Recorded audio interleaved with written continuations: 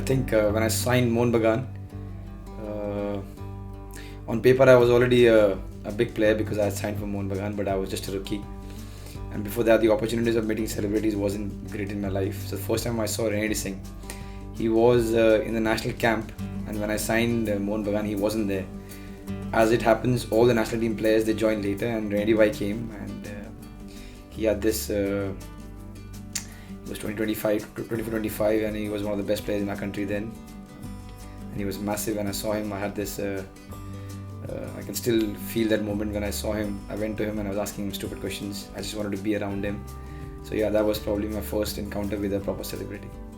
When I played with Melbourne City, and I played alongside David Villa, and you know, not really a guy that I looked up to, but it was sort of like crazy that we even had him in our team. He just signed from, I think, Atletico Madrid, played in the Champions League final 3 months previous to that, and went and signed for New York in the MLS, and put him on loan to Melbourne City, which is the feeder club, and we were lucky enough to have him for 4 games.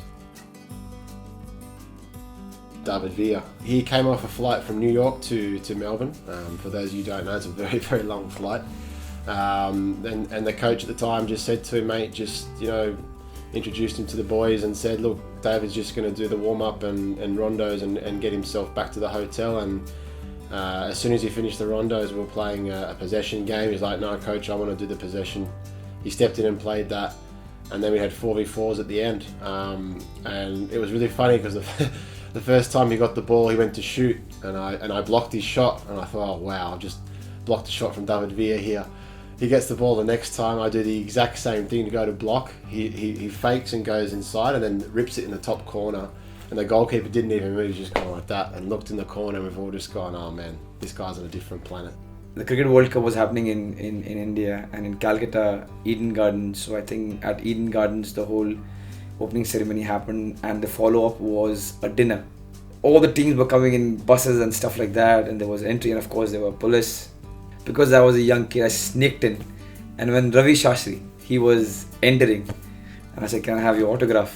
And he gave me an autograph, and I think I kept the paper for 10-12 years, and then I lost it. But yeah, it was huge, because when I got the autograph and I came back, you know, when you come back after dodging the police and go and take an autograph and come back, you come back as a hero. So to all the kids and to everyone who was this side of the barricade, I was the hero who got the autograph. So that was one moment that I'll never forget.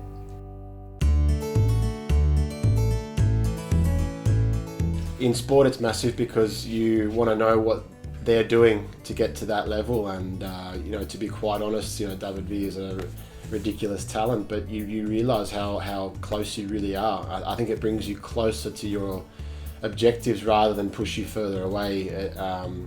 You know, even at our level, if you see the young boys looking into the first team now, they're only inches and centimetres and hours and games away from being, you know, top pros. So I took a lot of motivation watching David train, and the way he conducted himself and looked after himself, you know, before sessions, warming up properly, you know, a long time activating himself, and you know, going back to the hotel and working out in the afternoon. It's a full-time job. I think one name that comes into mind is Mary Kom. I've met her 4 or 5 times, and I still feel the same way that I felt the first time when I met her. My first instinct is to ask as many questions as possible as to, you know, questions like how you deal with losses, what happened then, what happened in that game, what do you eat, how do you keep fit, what do you think about this thing, what do you think about losses and wins. I'm kind of annoying. I become like this annoying kid who has too many questions when I'm around people that I really look up to and get a chance of meeting, and one name that comes to my mind is Mary Kom. It was so difficult to even think of getting an opportunity to get close to the celebrities of our time.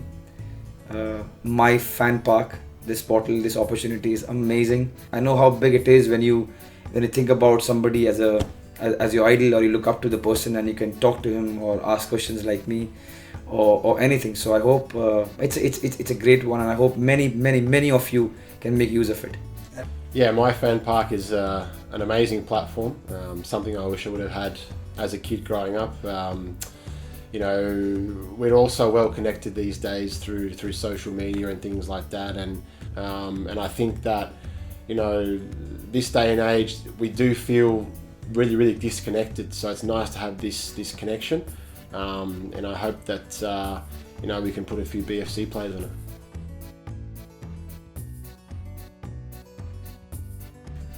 At the moment, it's probably LeBron James. I think that would be unbelievable. He just seems so far away on a different planet that he's untouchable, and things like that. You know, I love football, but I love the NBA and the basketballers in the NBA. They just seem so super cool.